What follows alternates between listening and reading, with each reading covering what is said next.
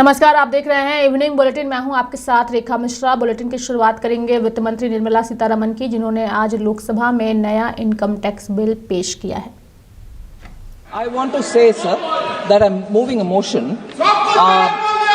With your permission, sir, I rise to move that the House agrees to authorize Honorable Speaker yourself, sir, to constitute a select committee of this House on the Income Tax Bill 2025.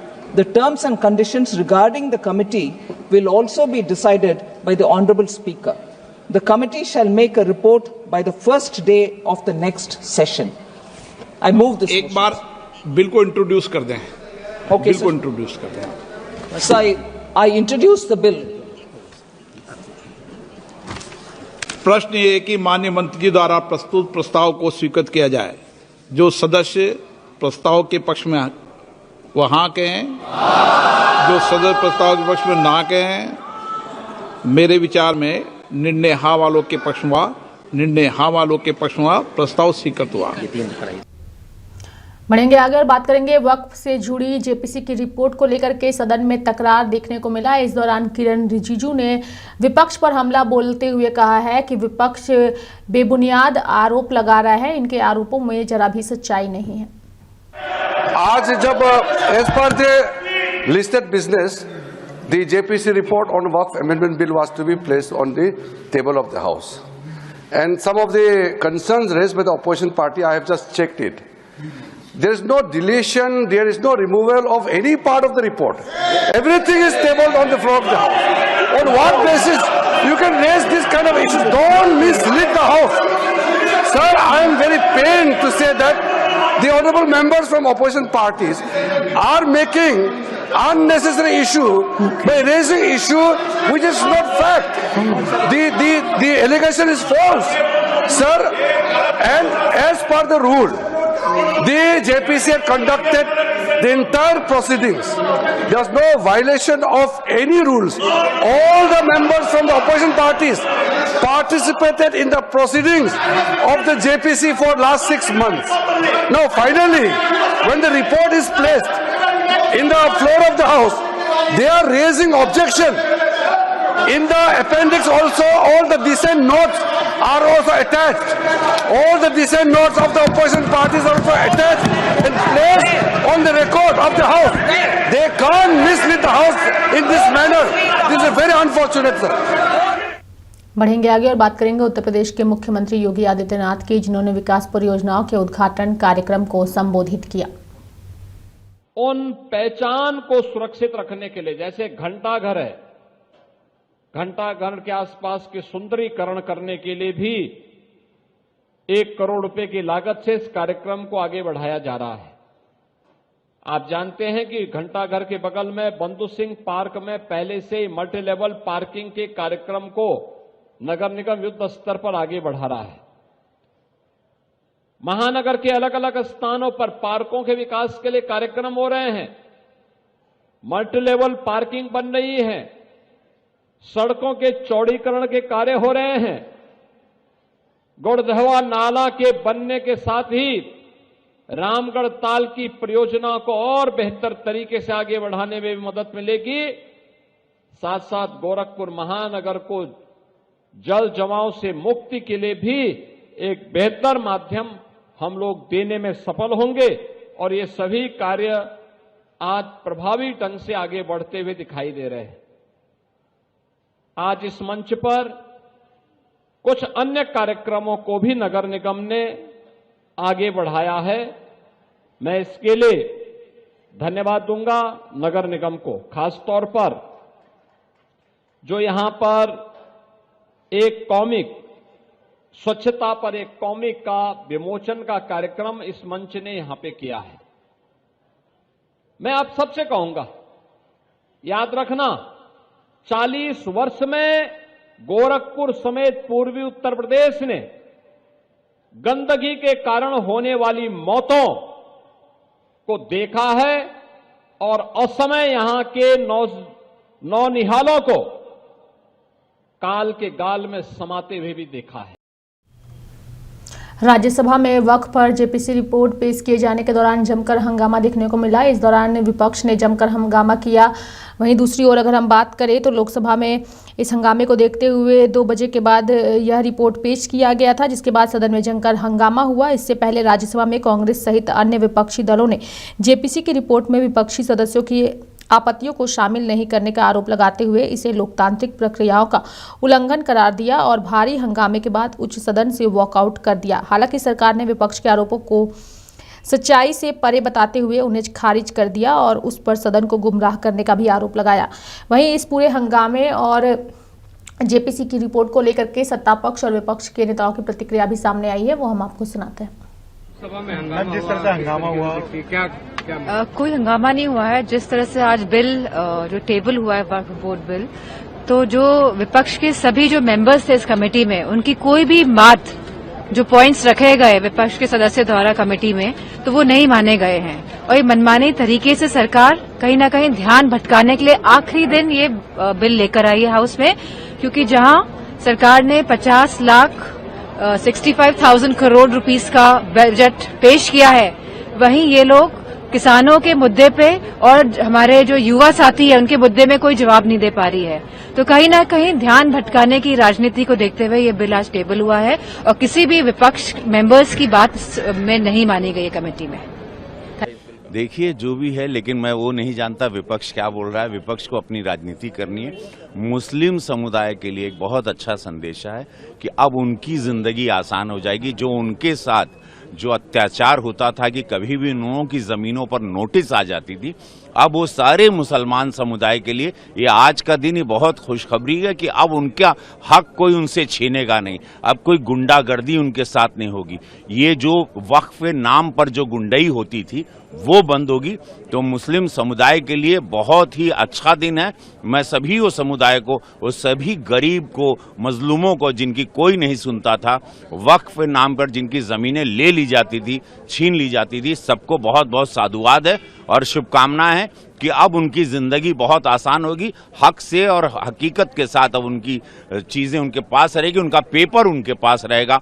सबसे बढ़िया बात तो ये हो गई इस bill के नाते। लेकिन विपक्ष तो ये आरोप लगा रहा है ना कि जमीन हड़पने की कोशिश की जा रही है सरकार की तरफ। नहीं, ये तो उनकी राजनीति है। वो लोग देखिए चुनाव हारते जा रहे हैं और ये दर्द की आवाज है। विपक्षियों की बात मत सुना करो।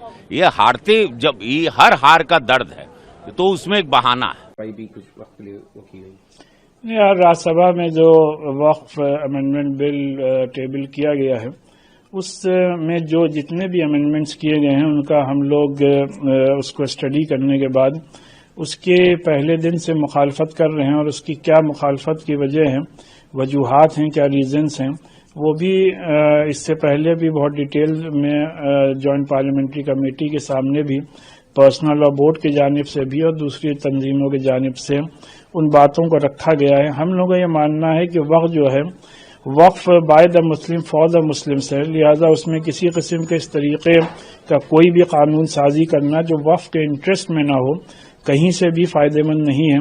और अपनी मालूमात के मुताबिक अपोजिशन के एमपीज ने भी जो भी अपने ऑब्जेक्शंस रेज किए थे उनको भी इस अमेंडमेंट्स में कहीं इनकॉर्पोरेट नहीं किया गया है।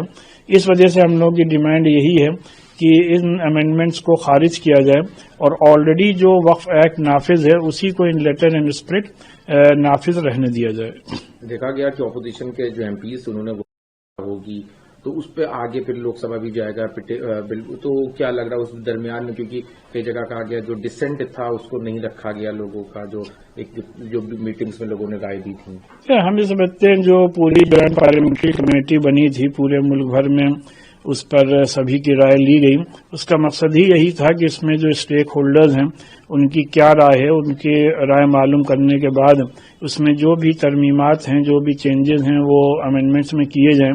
लेकिन एज पर आर इंफॉर्मेशन उसमें कोई भी हम लोगों ने जो डिमांड्स की थी उसके मुताबिक चेंजेस नहीं किए गए हैं, तो फिर इस पूरी एक्सरसाइज के क्या माने रह जाते हैं। लिहाजा हम लोगों की यही डिमांड है कि चूंकि ये मुसलमानों का अपना मामला है और इसमें वक्फ प्रॉपर्टीज में मोर देन 90% प्रॉपर्टीज मसाजिद और कब्रिस्तानों के फॉर्म में है, लिहाजा हम लोगों की इबादतगाहों को हम लोगों के मुताबिक ही मैनेज करने की जो कानूनी आज़ादी है, जो कॉन्स्टिट्यूशनल आज़ादी है, वो बरकरार रहनी चाहिए। तो क्या कोई मैं बधाई देता हूं जेपीसी के चेयरमैन के लिए जिन्होंने आज पेश करने का काम किया है, और मुझे लगता है कि ये जो बिल है आने वाले समय पास भी होगा, और जो जिस तरह से विपक्ष हो हल्ला कर रहा है उनकी सही चीजों के लिए मानने का काम भी किया है, लेकिन एक तुष्टीकरण की राजनीति के लिए इस तरह की बातें जो की जा रही है मुझे लगता है कि न देश के हित में है न उनके हित में। वैसे कह रहे थे कि ये संविधान और अनकॉन्स्टिट्यूशनल है, इसमें जिस तरह से बिल आई है। अब वो या तो संविधान उन्होंने पढ़ा नहीं है, जो भी संसद में होता है संविधान के अनुरूप होता है, संविधान के खिलाफ कुछ भी नहीं होता है, और मुझे लगता है कि संविधान के साथ जिन्होंने छेड़छाड़ किया है वो इस तरह की बात कहते हैं तो मुझे लगता है ठीक नहीं। लोकसभा में लोग कह रहे थे कि डिसेंट भी हमने नोट दिए थे वो सब निकाल दिए गए, लेकिन अमित शाह ने कहा कि सबके डिसेंट नोट को ऐड। माननीय गृह मंत्री जी ने स्पष्ट रूप से संसद में कहा है कि जो इस प्रकार के नोट्स हैं रखे जाने योग्य वो एनेक्जर में जोड़े गए हैं, तो इसके बाद में तो कुछ रह नहीं जाता है, लेकिन फिर भी है उन्हें तुष्टीकरण की राजनीति के लिए दिखावा करना है। धन्यवाद। बढ़ेंगे आगे और बात करेंगे अयोध्या राम मंदिर के मुख्य पुजारी की, जिनका कल जो है वो निधन हो गया था और आज उन्हें जल समाधि दी गई। ये तस्वीरें हम आपको दिखा रहे हैं अयोध्या राम मंदिर के मुख्य पुजारी आचार्य सत्येंद्र दास का, जिन्हें आज उत्तर प्रदेश के अयोध्या में सरयू नदी में जल समाधि दी गई। आचार्य सत्येंद्र दास का 12 फरवरी को निधन हो गया था, जिसके बाद मंदिर से और जुड़े हुए तमाम लोगों ने इस घटना पर दुख व्यक्त किया। वहीं प्रधानमंत्री नरेंद्र मोदी सहित भाजपा के तमाम नेताओं ने सोशल मीडिया पर ट्वीट करके उन्हें श्रद्धांजलि भी अर्पित की। आज आपको बता दें कि आचार्य सत्येंद्र दास को जल समाधि दी गई। ये तस्वीरें हम आपको उत्तर प्रदेश के अयोध्या में सरयू नदी की दिखा रहे हैं, जहां पर उन्हें जल समाधि दी गई।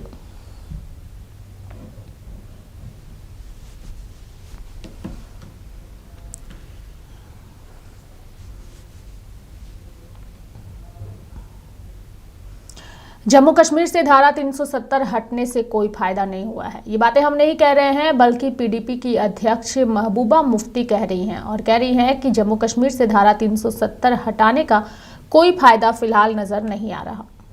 कि उनको पता है कि हमने 370 हटा के कोई मसला हल नहीं किया, कोई समाधान नहीं ढूंढा, बल्कि आज जब कश्मीर में पत्ता हिलता है तो अमित शाह जी को दिल्ली में मीटिंग बुलानी पड़ती है।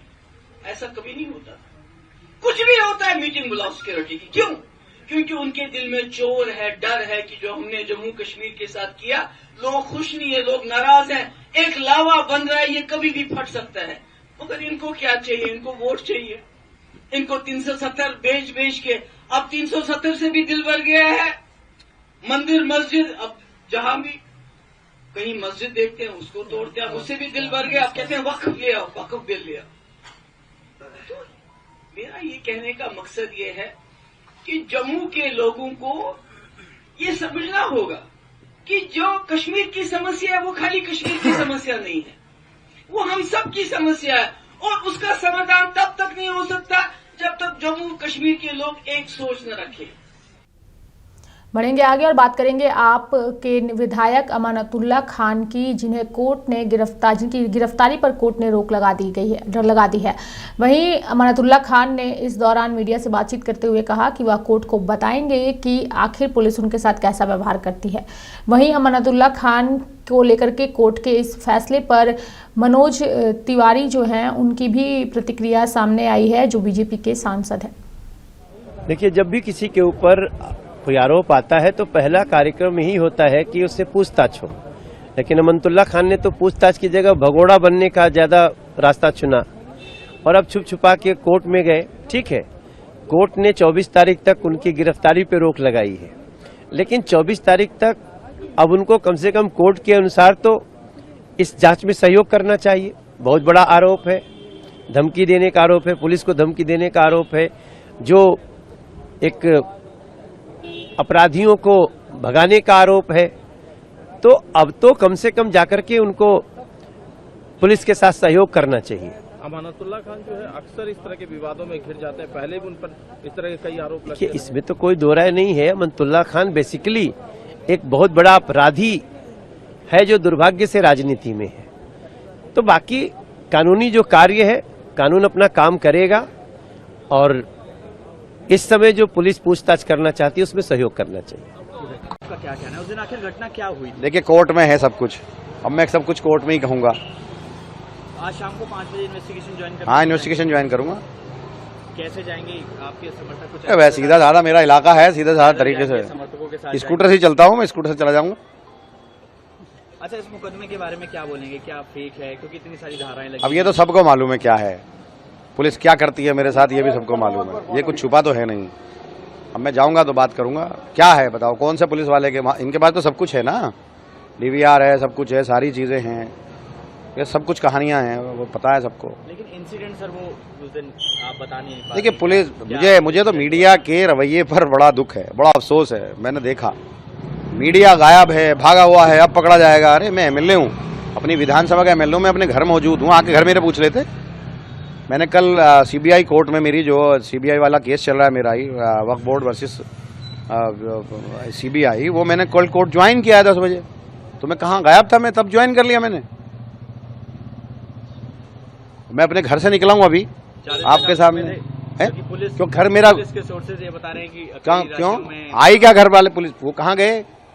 अभी इन्वेस्टिगेशन ज्वाइन कर रहे हैं, वो मुझे नोटिस दिए हुए हैं, मुझे नोटिस मिला हुआ है और वो मुझे गिरफ्तार करने के लिए ढूंढ रहे हैं। ये मतलब समझ में आने वाली चीज़ है। मुझे आज 5 बजे तक का नोटिस है, आज मुझे 5 बजे उन्होंने बुलाया इन्वेस्टिगेशन ज्वाइन करने के लिए, और मुझे गिरफ्तार करने के लिए ढूंढ रहे हैं। वो ये सब कहानियाँ है। इस कहानी से बड़ा क्या हो सकता है कि पुलिस मुझे इन्वेस्टिगेशन ज्वाइन करने के लिए आज शाम को 5 बजे का नोटिस कल दिया हुआ है, उसने मुझे कल सुबह मेरे घर लगा कर गए हैं, और ये कह रहे हैं कि तलाश कर रहे हैं गिरफ्तारी के लिए। ये कैसे हो सकता है?